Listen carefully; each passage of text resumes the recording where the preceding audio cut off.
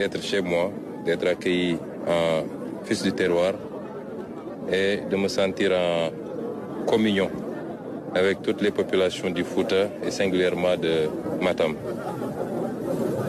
Je leur transmets les vives salutations de son Excellence, Monsieur le Président de la République, avec lequel j'ai échangé pas plus tard que ce matin avant de quitter l'hôtel, qui aurait aimé être là, à ma place, d'abord pour remercier les populations de Matam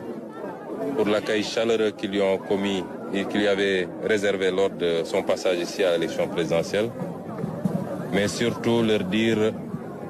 toutes les ambitions qu'il nourrit pour la région, pour le département, mais plus généralement pour tout le Fouta. Vous savez très bien que ce programme est une initiative de son Excellence, Monsieur le Président de la République, inscrite dans son programme et qu'il a tenu à matérialiser. Il a tenu d'ailleurs à ce que ce soit l'une de ses premières matérialisations et a voulu l'inscrire dans la durée, ce qui est le véritable défi. Parce qu'en termes d'engagement citoyen, désintéressé, en termes d'investissement humain, ce qui est constant, c'est que souvent on a du mal à tenir dans la durée, à perpétuer ces initiatives. Nous avons remarqué que depuis bientôt 5 mois que l'initiative a été lancée, les Sénégalais ont toujours répondu et continuent de répondre massivement à ces journées, qui au-delà de la symbolique citoyenne, sont des journées de matérialisation de notre commune volonté de vivre ensemble, quelles que soient nos appartenances régionales, nos appartenances ethniques, religieuses, nos appartenances raciales même, j'allais dire, notre commune volonté d'être ensemble dans ce bout de territoire que le bon Dieu a voulu nous faire partager, et notre commune volonté de vivre ensemble en harmonie et de voir ensemble les défis et les ambitions futures. C'est une journée donc extrêmement importante pour le Président de la République et pour le gouvernement que je dirige. Le choix sur Matam n'est pas fortuit. C'est un choix mûrement réfléchi, un choix de venir vers le Fouta, vers le nord du pays, qui est une zone nostalgique pour ce pays. J'ai tendance à dire, oui, c'est un potentiel. Le potentiel qu'il sur le plan agricole, sur le plan minier maintenant, et c'est connu de tout le monde, mais sur le plan également de l'élevage. Quoi de plus important pour une économie? Culture et les mines. Et nous accordons à ce Fouta, qui va devenir l'un des 8 pôles régionaux dont on a parlé, avec les capacités qu'il a et avec l'ambition. Lorsque nous aurons déroulé et appliqué le programme dont l'opérationnalisation sera présentée bientôt aux Sénégalais et au monde entier, lorsqu'on aura déroulé ce programme, notre ambition, c'est de faire passer cette zone de 0,1% de part dans le PIB national à 9% de part dans le PIB national, ce qui serait une première. Nous comptons le faire en mettant en valeur le potentiel de cette région, le potentiel agricole que nous connaissons tous, avec particulièrement la culture du riz, mais également le maraîchage, le potentiel en matière d'élevage que nous connaissons également, mais surtout le potentiel minier. Je veux dire à toute la région, je peux annoncer déjà une bonne nouvelle, c'est que l'extraordinaire potentiel phosphatique qu'il y a dans la région, qui est le potentiel le plus important, on parle beaucoup de ce qu'il y a dans la région de Thiès, qui est déjà assez important et qui est exploité au Sénégal depuis plusieurs décennies. Mais le potentiel qu'il y a ici, dans la région de Matam, est plus important que celui qu'on a dans la région de Thiès. C'est un potentiel encore vierge. Et c'est pourquoi la bonne nouvelle que je veux vous annoncer, qui est une option de notre gouvernement et du régime dirigé par le président Bassirou Diomaye Faye, c'est d'éviter les pièges du passé, les mauvaises options qui ont été faites. Pour nous, il est hors de question que ce phosphate soit extrait du sous-sol, exporté brut pour être transformé ailleurs. Notre option, c'est d'extraire et de transformer ici même, dans la région de Matam, créer ainsi une chaîne de valeur complète, l'extraction à la transformation et même à la distribution, mais pouvoir profiter de ce qu'on va produire, c'est-à-dire l'engrais phosphorique, qu'on peut produire en grande quantité pour booster l'agriculture ici au Fouta, mais partout dans le Sénégal, et exporter justement le surplus pour doter le pays de plus de capacités en termes de réserves en devises. C'est ça notre option qui est totalement différente de l'option actuelle, qui est celle qu'on a conduite depuis les indépendances, qui a amené à cette situation, c'est-à-dire que des multinationales viennent extraire nos ressources, nous laissant une extrême pauvreté, exportant tout brut et ne laisser d'autres possibilités à notre jeunesse que d'essayer à prendre les pirogues pour aller en Europe et suivre le même chemin que les ressources naturelles. Au moment où je vous parle, nous avions dépêché une mission conduite par le ministre de l'Industrie qui est actuellement au Maroc et qui ce matin m'a fait un compte rendu de ce que l'office chérifien du phosphate, l'OCP, a pu faire au Maroc par une bonne utilisation de son phosphate. Tout le phosphate marocain est transformé au Maroc. Tout le phosphate. Et le Maroc est devenu le premier producteur de phosphate. Et tout ce qui tourne autour, en dehors des engrais phosphoriques, les métaux rares, les terres rares et tous les autres produits dérivés, a permis au Maroc aujourd'hui de construire son développement en l'absence de pétrole, de gaz et de toute autre chose autour de l'exploitation du phosphate. De créer même la plus grande université polytechnique en Afrique structurée autour de l'exploitation du phosphate. C'est l'exact contraire que le Sénégal a fait jusqu'à présent. Et c'est vous dire que Matam doit devenir un centre névralgique, un poumon économique du Sénégal, porté par l'exploitation du phosphate,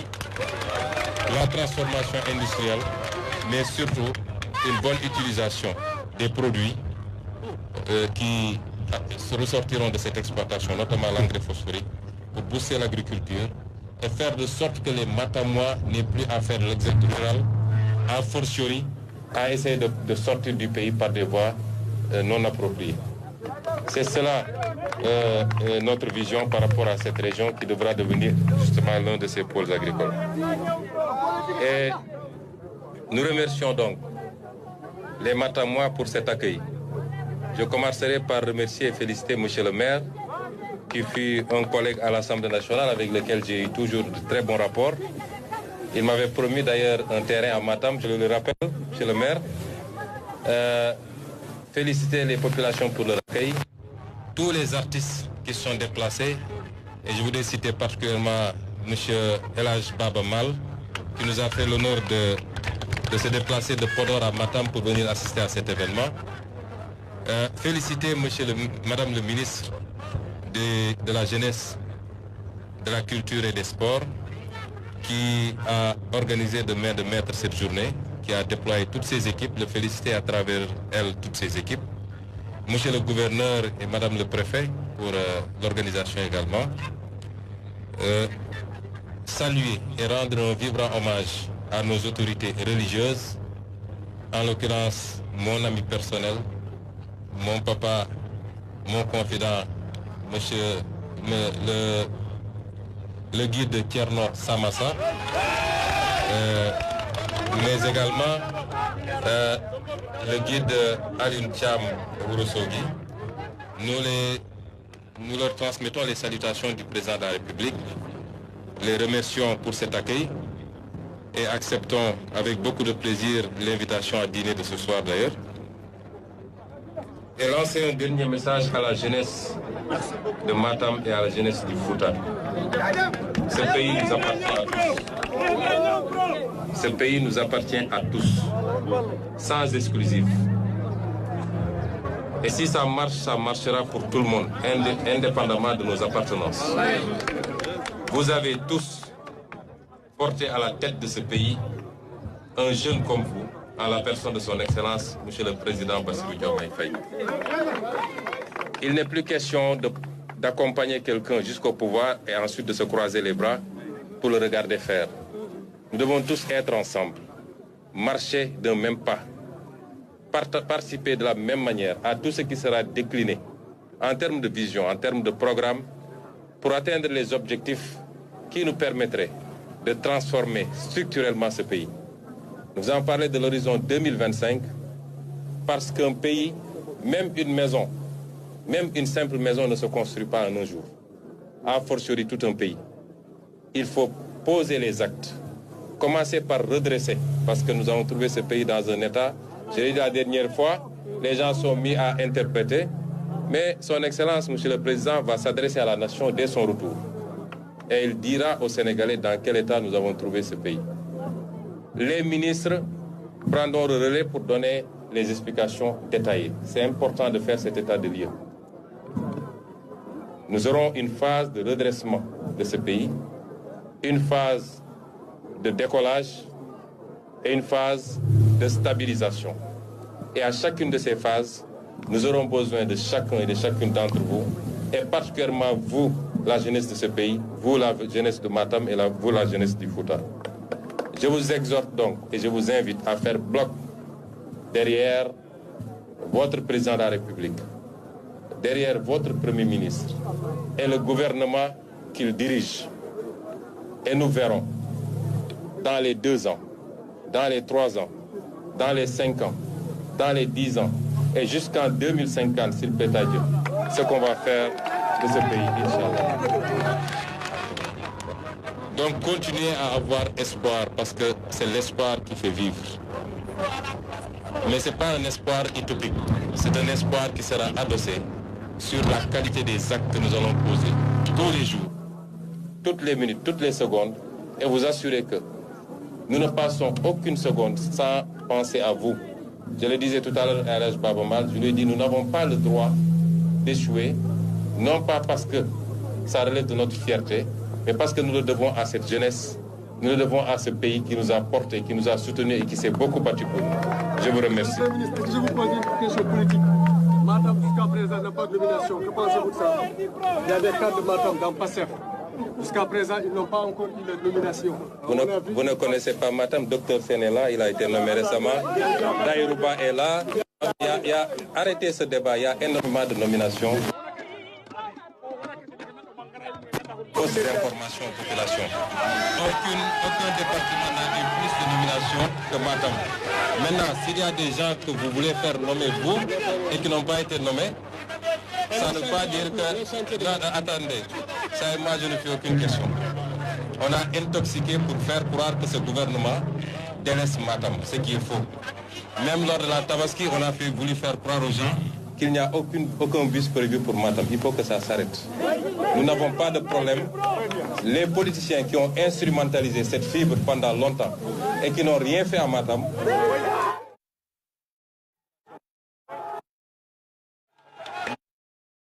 pas d'appartenance.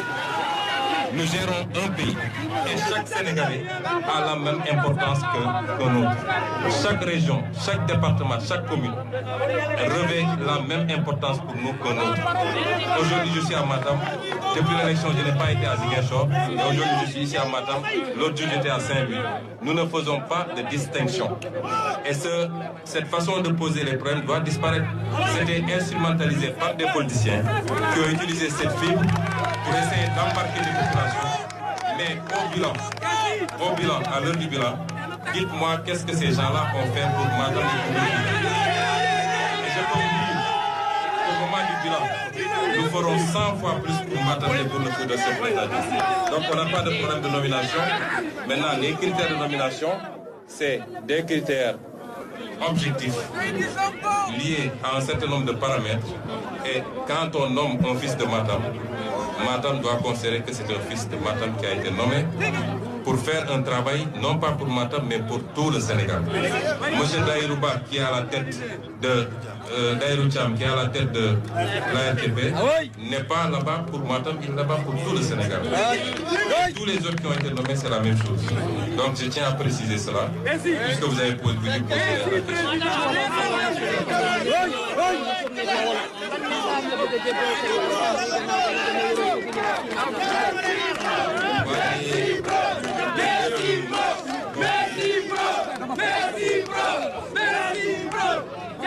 di gërëm mbokk yi di gërëm waa Matam di feddali sama mbégte ci teew fii sànq dama wax Alaaji Baaba Maal que man su may ñëw Fouta dama fiy ñëw avec énormément de plaisir su ma fi ñëwee damay sentir ni fii sama kër la mu ne ma xam naa deret bi la ndax moom xam na sama lien ak le Fouta de Ndiayène Pendaw à Matam ma ñëw fi nag ci turu son excellence monsieur le président de la république Bassirou Diomaye Faye mu wax ma jottali leen ni bu sañoon moom moo fiy teew tey bu sañoon moo fiy teew waaye yàlla dafa def journée bi fekk ko mu ne bitim réew waaye mi ngi saafonteeg mbooleem waa Fouta mi ngi saafonteeg waa région de Matam waa département de Matam waa commune de Matam di leen gërëm di leen sant ci tertu bi ngeen ko tertu bi mu fi ñëwee ci campagne bi jiital ci nuyoo bi nag suñuy kilifa diine Alaaji Thierno Samassa nga xam ne suñu xarit la suñu mbokk la suñu wóllëre la suñu baay la bi ñuy dalal ci këram fat ñu waxtaan ak ñun boobu mbir mi jafe woon na calcul yi bëri woon na waaye mu dalal ñu waxtaan ak ñun ñaanal ñu wax ñu nag ni bu soobee yàlla lépp dina sotti na ngeen ànd ak muñ ak dal kon ñu ngi koy ziar di ko nuyu fas yéene jaar fa bu si kanamee saafonteeg moom bu baax di ziar it kilifa diine bu nekk fii ci région bi ci département bi di Thierno Alioune Thiam moom it di ko nuyu bu baax fas yéene fa jaar it nuyu ko ci turu président di wax ni bés bi bés bu am solo la ci président Bassirou Diomaye Faye mu dugaloon ko ci programme waaye mu bokk ci mu njëkk a génne seppi ko ci programme bi ne faw rek ñu gaaw koo doxal ndax li waral loolu mooy dañoo seetlu ni léeg-léeg dañuy am jafe-jafe yu bëri ci wàllu li ñuy wax citoyenneté ak civisme mooy lu bëri ci ñun du ñëpp nag bu dee li jëm ci seen intérêt bopp kese xam nañ li ñu war a def waaye bu demee ba desul lu dul li nga xam ne intérêt mbooloo bi yëpp la léeg-léeg dañ ciy am problème ñu ne nag kon nañu xool naka la ñuy def ba am citoyen bu bees ndax réew bu la am citoyen bu la ëpp citoyen bu xam lan mooy réewam xam lan mooy histoire réewam xam lan mooy cosaanu réewam réew moomu moo lay gën a développé ndax ñoo lay gën a bëgg seen réew ñiy dem ut immigration buñ leen balaa ñi leen di may kayit li ñu leen di njëkk a def mooy il faut nga jàng histoire réew moomu xam lan moo fay taarix lan moo fay aada ak lan mooy valeur yi réew moomu gëm moo tax barki démb ma rafet lu torop film boobu nga xam ne ay sénégalais defar nañ ko pour waxaat sénégalais lan mooy dund Thierno Souleymane Baal nga xam ne révolution bi gën a mag wala benn ci révolution yi gën a mag yi ñu xam fii ci Fouta fii ci Sénégal moom moo ko sumboon kon citoyenneté boobu day laaj mu am loo xam ne day dellu ci histoire liy dellu ci géographie liy dellu ci mbirum état ak symbole yi ak yeneen éducation civique nation armée yooyu yëpp ñu war cee dellu siwaat jàngal ko Sénégalais yi jàngal ko mukallaf yi nga xam ne mat nañu ba noppi waaye delloo ko ci programme scolaire yi ba xale yi ñoom peut-être ñun càggante biñ ci am ñoom duñ ko am. lii nag benn la buy mandargal yitte bi président Diomaye am ci citoyenneté mooy woote benn bés ci weer wi ñu ne nit ñi bu ngeen jëlee ñaar fukki fan ak juróom-ñett wala juróom-ñeent di dox seeni mbiru bopp ñu ne nañ jël benn fan xanaa ñu ne li ñu bokk ñun ñëpp ñu jublu si weer wi mun na nekk ci setal weer wala nekk ci saxal ay garab beneen weer mun na nekk ci dem joxe sa deret beneen weer mun na nekk ci lii ak lële mais ñu jëmmal ko ci anam boo xam ne li muy firndeel rek mooy man Ousmane Sonko lii maa ko jox sama réew te xaaruma ci dara en contrepartie loolu mooy symbolique journée bi te buñ koy def amaana dina jur leneen ak leneen ba ku gis lu ñëpp bokk nga sàmm ko bu dee tali bi ñëpp ko bokk bu dee tali bi ñëpp ko bokk nga ne ah ni ma ciy dawalee sama oto war naa fexe ba sàmmonteeg li ñuy wax code de la route ba éviter accident wala war naa bañ a jël sama oto sànni ko fu ma neex parce que am naa damay fay droit de stationnement bu dee mbedd bi ñu bokk waruma jël sama banaana lekk ko ba pare sànni ci mbedd mi naatee xollit bi ba gis fu ma ko dugal ma dugal ko fa ba ci yow mi ñu dénk réew wala ñu dénk la lenn ci responsabilité réew nga ne ah lii de moom ma ko askan yëpp ko moom du ma ko tekk dugal sama poche moo waroon tabax hôpital man ma détourné ko dugal sama poche loolu yëpp ci citoyenneté la bokk ak ci civisme moo tax bu ñu jàpp ni ñëw taxaw ci naaj bi fomp rek la déedéet symbolique bi ëpp na loolu bii yoon nag ñu tànn ñëw fii nga xam ne lu am solo la ci ñun muy Matam ñu ñëw fi nag ak xol bu set guy man bi ma gisee ni président day tukki damaa xaw a kontaan tuuti ndax ci campagne électorale bi ni ñu séddale woon mbir mi moom moo ñëwoon côté Matam man ma dem côté Ndar ba Podor kon xawoon naa fi gëj tuuti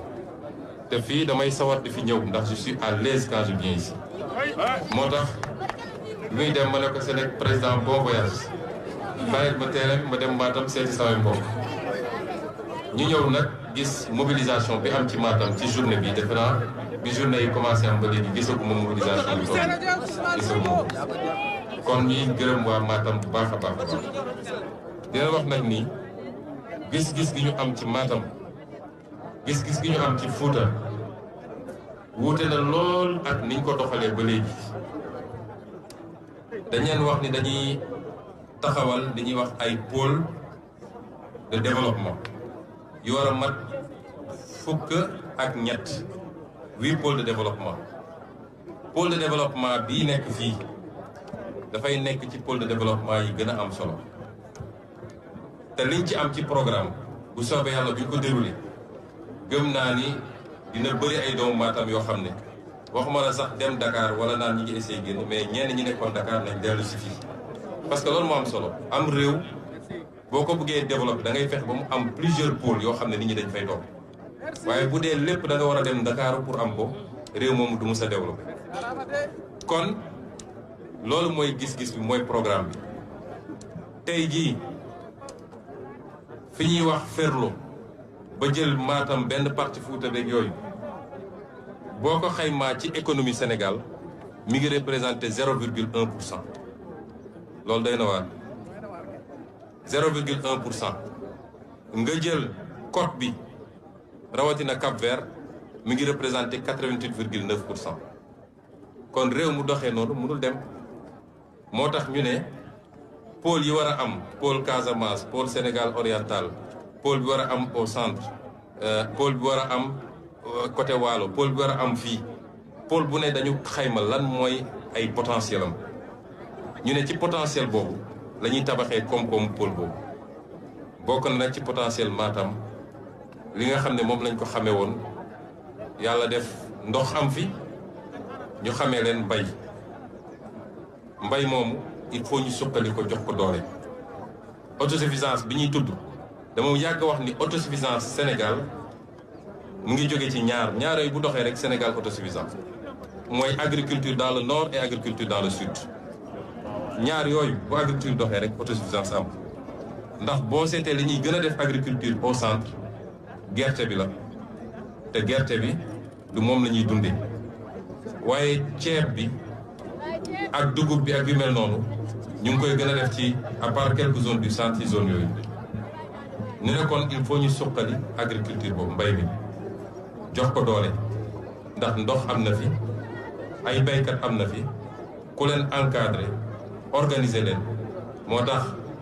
am na ko wax léegi nomination ki ñu jox coopérative agricole yi muy docteur Alpha Ba mi def naa waa Kanel la ci région bi la bokk moom mu war a organiser mbay mi dajale nit ñi en coopérative loolu luy am solo ñu équiper leen jox leen matériel démb rek gis ngeen président Chine fi mu province bi mu dem visiter ji agriculture moo tax mu visiter ko ci matériel agricole ci ay tracteurs ci ay moissonneuses batteuses ak yeneen ak yeneen loolu di benn ci potentiel région bi ku wax Fuuta it fa wax napp ndax samay maam moom ñëpp xam nañ ni nappkat la kii wax sax ma ne wax sàmm ndax ñoom ay sàmmkat lañ ñëpp xam ko ku wax alpulaar rek sàmm nga ciy njëkk tey kon càmm googu potentiel bi fi amit te benn ci filière yi nga xam ne war nañ cee def chaîne de valeur complète muy filière peau ak viande defe naa ci ferru la ñu gën a yaakaar mooy pôle bi mooy centre bi pour ñu mën a atteindre objectif boobu waaye loolu yëpp nag am na lu am doole lu ko mën a soutenir muy fii muy le reste du Sénégal mooy phosphate bii nga xam ne am na Matam ñu ne ci phosphate yi gën qualité ci monde bi juróomi réew ñoo am phosphate bu am qualité boobu ci àdduna boobu dañ ci li experts yi wax ñu ne am nañ ci quantité boo xam ne macha allah moo ëpp sax la nga xam ne ICS mu ngi koy exploité à Mboro de 1960 wala de 1900 des années 60 ba tey jii kon capacité bu rëy la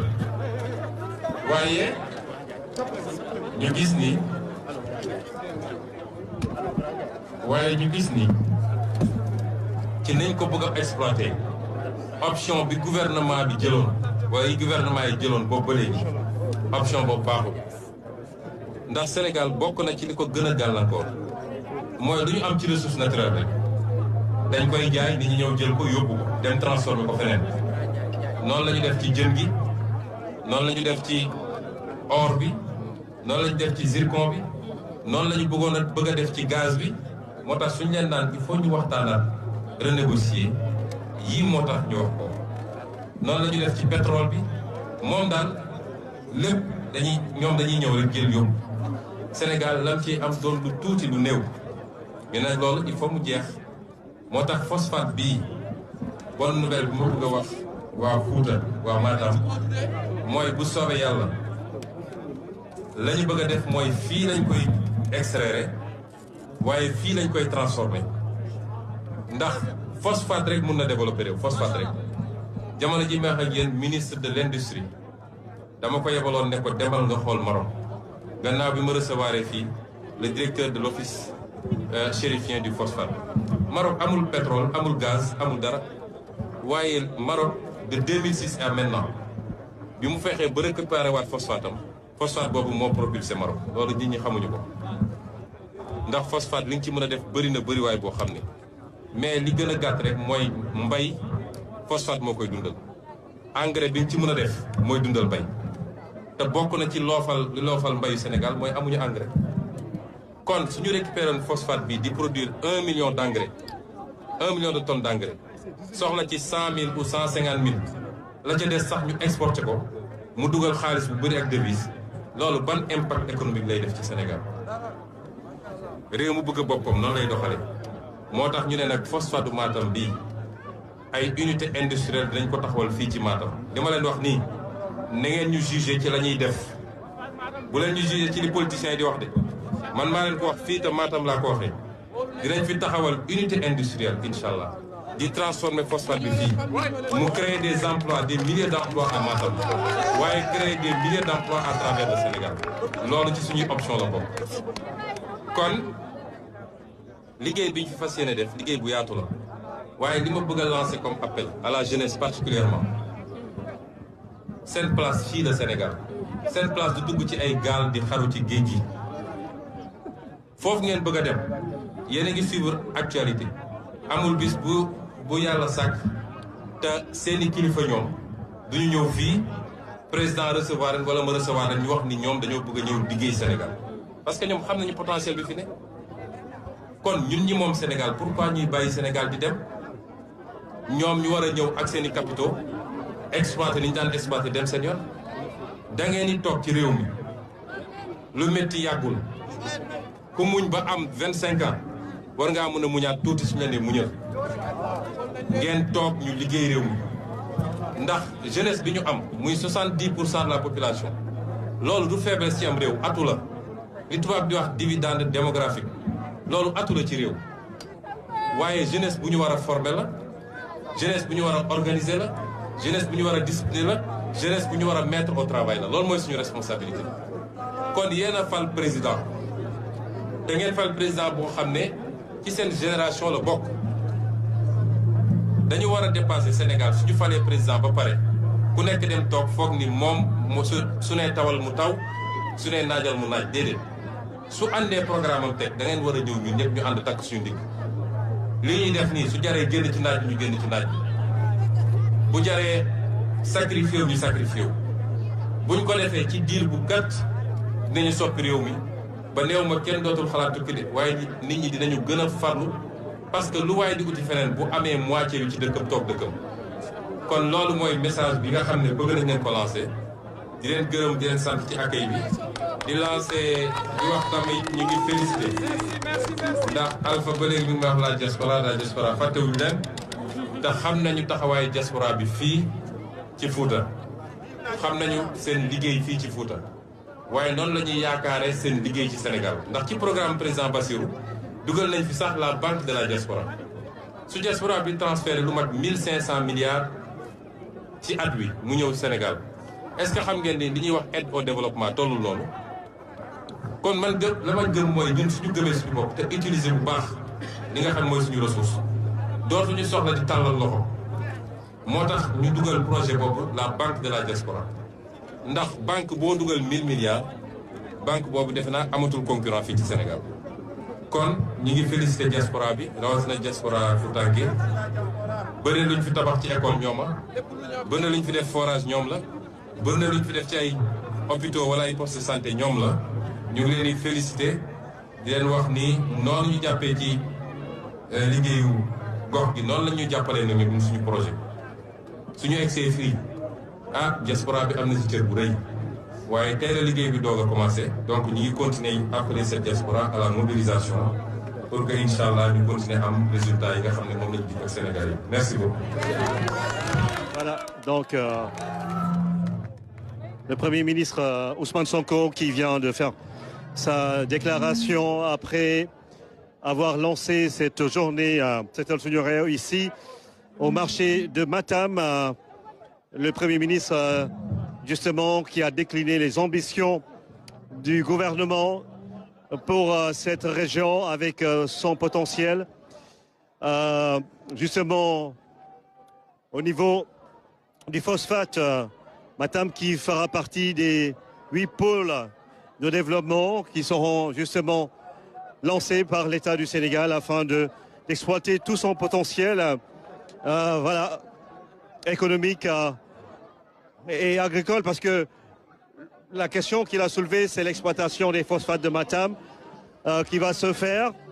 mais avec des unités qui pourront permettre de transformer cette ressource